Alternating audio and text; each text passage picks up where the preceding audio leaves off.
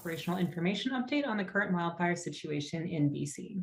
For today's briefing, we'll have updates from Todd Nessman, Manager of Fire Operations with BC Wildfire Service, Brendan Ralphs, Director of Response with Emergency Management BC, and Janelle Schuyer, Staff Sergeant with the BC Rcmp. A reminder to media on the line, you may now press *1 to enter the queue. You will be limited to one question and one follow-up today. With that, I will turn it over to Todd Nessman, Manager of Fire Operations with BC Wildfire Service. Todd, please go ahead. Hey, good afternoon. I'd like to provide a brief update on the provincial wildfire situation. Since April 1st, 2021, the BC Wildfire Service has responded to 1,516 fires, resulting in nearly 825,000 hectares burned. There are currently 263 active wildfires burning in British Columbia, 31 of which are wildfire of note. 182 of these are due to natural causes and 22 are human caused. The 10-year average for this time of year is 1,036 fires and 201,000 hectares burned. Significant winds over the weekend challenged our organization, and we had steady growth on a number of our fires of note in the southern interior.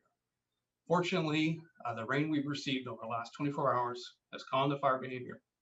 This reprieve is welcome and allows our teams on the ground to make progress on their objectives.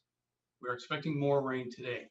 The impacts of this rain will be short-lived. Our fire fuels are wet, but deeper layers will remain dry, and the amount of rain we received is not enough to reverse the impacts of the very dry spring and the summer we've experienced. There are still some weeks ahead in this fire center, and I want to extend my thanks to everyone for their patience and support. In terms of resources, currently we have 3,830 personnel assisting the efforts. We have 210 aircraft, 172 helicopters are included, as well as 38 air tankers. We have 1,179 contractors working. And in terms of our structure protection assets, we have 532 personnel currently supporting, which includes 65 engines, 37 tenders, 61 structure protection units, and 45 structure protection units type 2. In terms of heavy equipment, we have 545 pieces currently supporting, which includes dozers, tenders, low beds, and skidders. And I'll pause at this point with the update. Thank you, Todd. We'll now hear from Brendan Ralphs, Director of Response with Emergency Management BC. Go ahead, Brendan. Good afternoon. As mentioned yesterday by Minister Farnworth, high winds and extreme fire danger led to rapid growth on many of the existing fires of note through the central interior over the weekend, forcing hundreds of people from their homes and putting thousands more on alert.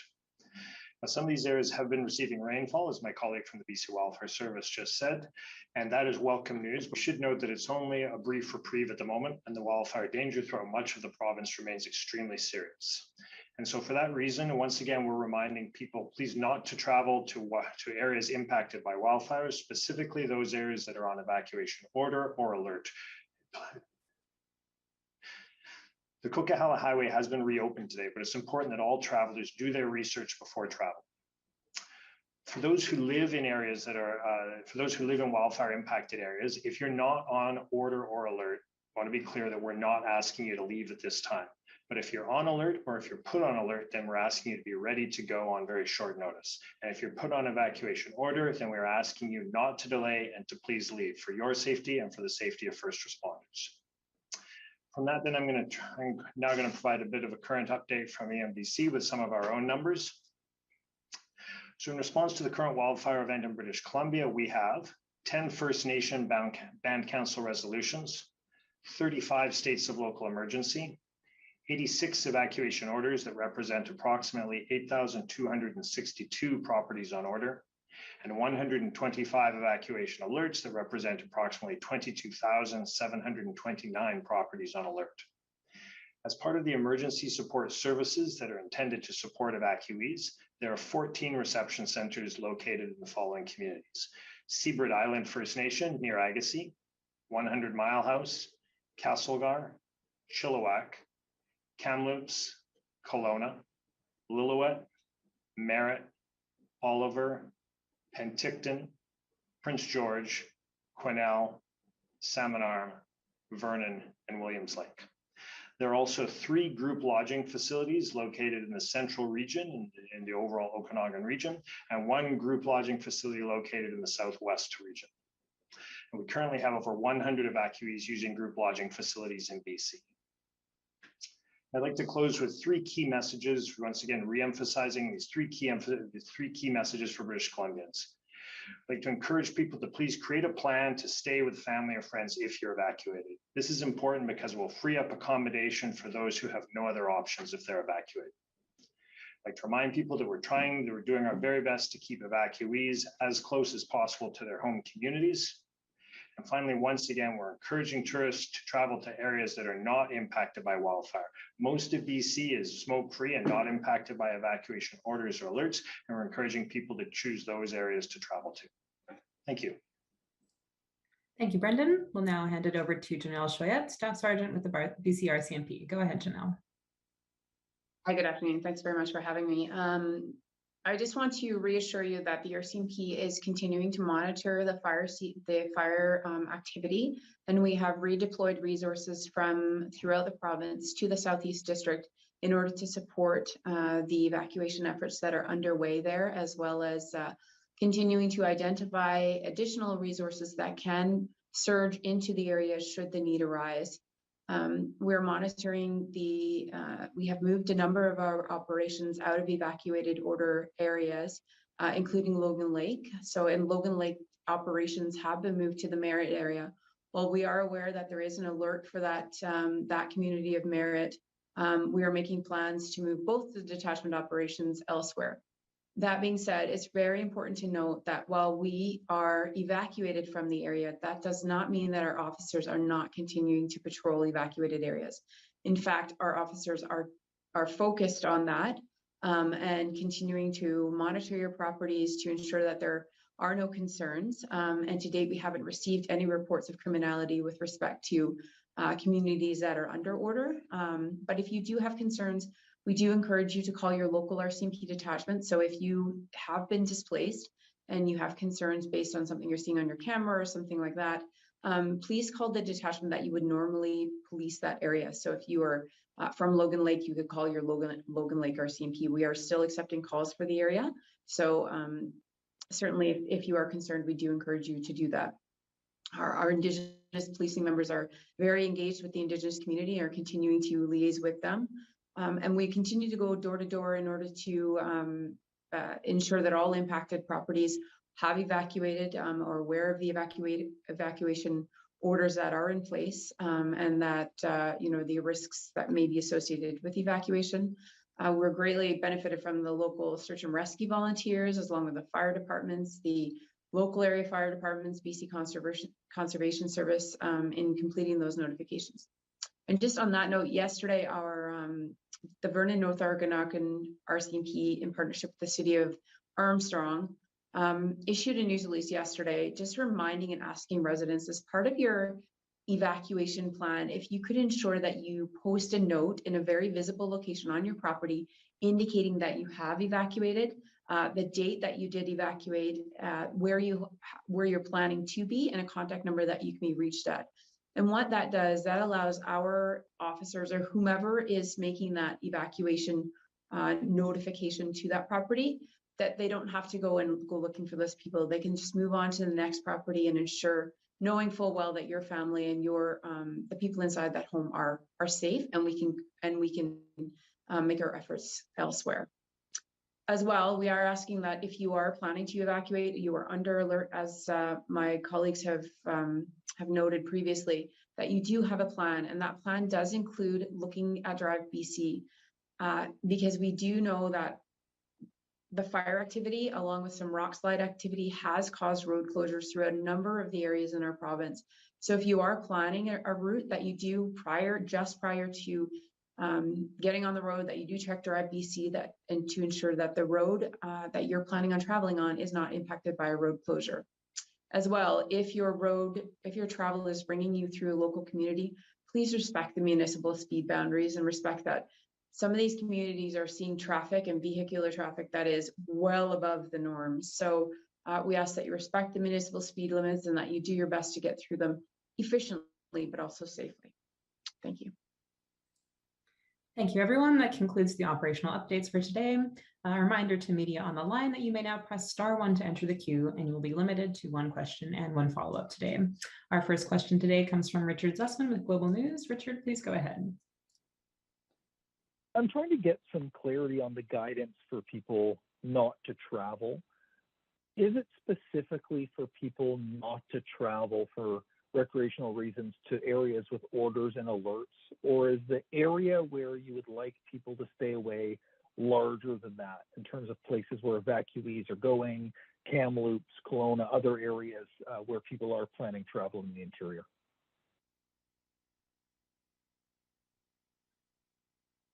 I think this is Brendan from Emergency Management BC, and I can address that. So once again, we're asking travelers to plan their travel carefully and to try to avoid areas impacted by wildfire, and specifically those that are impacted by wildfire orders and alerts, but the areas that are widely affected by wildfire in general. And to assist with that, we encourage people to plan ahead, and they can do that by looking at bcwildfire.ca, at Emergency Info BC, and Drive BC, as my colleague from the Rcmp has already noted. Richard, do you have a follow-up?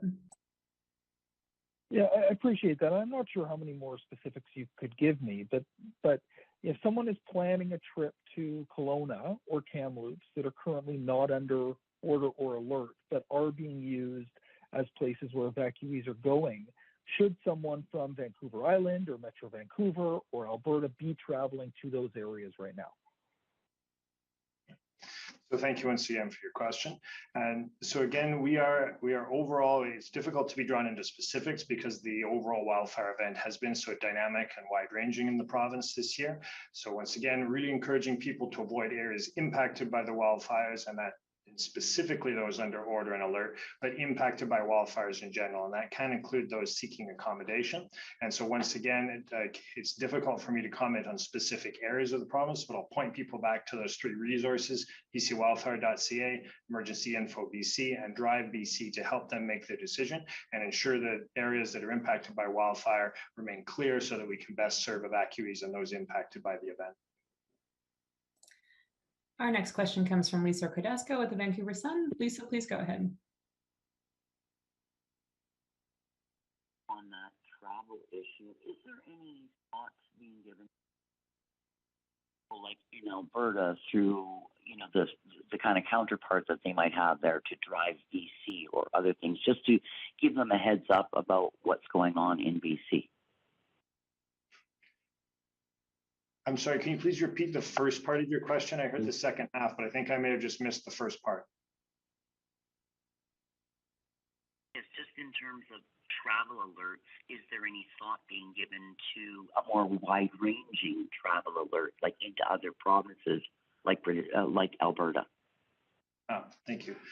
Well, we've certainly done our best to try to publicize our recommendations regarding travel through media, both through television, radio, and our online media sources as best as possible. I can't comment specifically on efforts that have been made within Alberta, but I can certainly confer with our team and see if I can get back to you about that. Lisa, do you have a follow-up? Yes, thank you. As I understand, Highway 1 is still closed because of a mudslide, and I'm wondering if that mudslide has any connection to the wildfires. So I can certainly start off there and say that my understanding is that Highway 1 is still closed due to landslide, but once again, because these situations are dynamic, really encourage people to use that Drive BC resource to make sure that they have the latest information. And I don't have the information today to comment on the cause of the landslide. Our next question is from Brenna Owens with CP. Brenna, go ahead. Yeah, thank you. I was just wondering if perhaps Todd could give a little bit more of an insight into what we can expect for the rest of the week with the weather forecast. He mentioned that the fuel, despite the rain, is still pretty dry and lower layers. So just curious what you're expecting in terms of fire behavior and suppression efforts this week. for the question. Yeah, actually, we've got a very favorable week ahead of us, to be honest with you here. We've really had some good precipitation in some of the key areas that we needed it. Upwards 25 to 40 millimeters of rain hit some of the areas that are pretty crucial, and they've been in a prolonged drought situation. So it doesn't solve the problem, but it helps. And this week we're going to see a sort of variable weather come through. That being said, we will start to see drying, even with all this rain that's gone on. We will start to see drying occur come tomorrow, Thursday. We won't be back into the same conditions that we've experienced, into the high 30s or anything like that in the southern part of British Columbia, which is good for our staff and gives us an opportunity to start to get a handle on some of the challenging incidents and complexes that we're dealing with. So it is a favorable week. The outlook 6 to 10 days at this point is looking like we're going to have a series of lows coming through the province, which will really assist us in achieving some of the objectives we're trying to with some of these larger incidents. Brenna, do you have a follow-up? Sure. I guess, given we're already at August 17th, I'm just wondering, I know that some crew members might be going back to school, even like university, for example, in September. Are you kind of worried about this season extending further into September than usual, even despite the fact that it started weeks earlier than usual? No, thanks for the question. Yes, we've begun, contingency planning around the student drop-off that we see, and traditionally we see this every fall. Come late August, a number of our personnel will start going back to school. We will be exploring, continued support from our industry partners, as well as our contractor community and our CIFC and resource partners. So we'll be exploring that. It is something that we're aware of, and we have started planning on the drop-off. We're also hoping that we're expecting come fall, things will begin to dissipate somewhat in terms of activity, and the natural effects of fall will begin to take place, which is going to help things. It's just we need to get to that point and continue the efforts for them. Our next question is from Marcella Bernardo with News 1130. Marcella, please go ahead. Hi, everyone, and thanks again for taking the time to do this. My main question is, if anyone, I'm not sure if Emergency Management BC's Brendan Ralph can answer this, but at any point have you had to kick any tourists out of hotels to make room for evacuees? And the reason I'm asking this is because I spoke with one hotel operator in Kamloops who told me that they're constantly being asked if they have room, and they don't feel comfortable telling people who've already booked rooms that they have to leave in order to make room for evacuees. So accommodations have definitely been a challenge through this severe wildfire season. We've had extreme fire activity and thousands of people evacuated from their homes to other communities. To that extent, that's part of the reason why we're asking everyone to consider their travel beforehand and to avoid those fire-impacted communities, and particularly those on evacuation order and alert. And I know that local governments, emergency support services, and provincial staff have been working hard to secure accommodation and support for everyone throughout this wildfire event. Marcella, do you have a follow-up? Yes, just following up on that particular question, what advice would you give to people who are now trying to cancel bookings and are being told that they can't, even though there's a state of emergency and there's other things going on that, they're being told don't come to fire zones, but then they're also being told you'll lose your deposit if you don't? Right. Thank you for your question. So at this point, we're still very much in the middle of this dynamic wildfire season, and the conditions remain extreme. And so here at Emergency Management BC, we're largely focused on the emergency response effort, working with our emergency management partners and supporting communities and evacuees in their efforts. I can appreciate the issues for travelers who are faced with the situation that you're describing. I'm afraid I just don't have the information today to be able to answer that specific question. We have time for one more question today, and that is from Rob Monroe with Info News. Rob, please go ahead. Yes, thank you for this. The Central Okanagan Emergency Center sent a note out saying that they have enough accommodation here and they're not taking any more, but I'm wondering how that situation is in other areas like Kamloops. and particularly with the possibility of Merritt having to evacuate, where are those people going to go? So as I said, I recognize this, that supplying accommodation for evacuees has been an extremely challenging part of this event. That's certainly one of the reasons why we're encouraging anyone who could be forced to evacuate due to wildfire to please plan ahead and try to plan to stay with family or friends so that we can reduce that overall burden on accommodation across the province.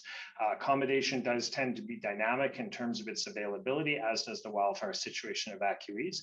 And so while we certainly are making every effort to keep evacuees as close to their home communities as possible, in some cases, people are being asked to evacuate to other communities. As far as Merritt, I can't comment specifically on what that plan would be because the situation is dynamic and can be affected by road closures as well. But once again, we make every attempt to keep people as close as possible to their home communities, but also encourage people to consider to have a plan that sees them stay with friends and family and removes that burden for others who don't have that option. Rob, do you have a follow-up? Yeah, just in terms of the Kalini Beach and Ewing's Landing, there were a number of people who refused to leave, and they had to be rescued, and fire efforts were restricted because of that. Do we have any idea of how severely the firefighting efforts were impacted and whether there's going to be any repercussions for those kinds of behaviors going forward or for these particular people?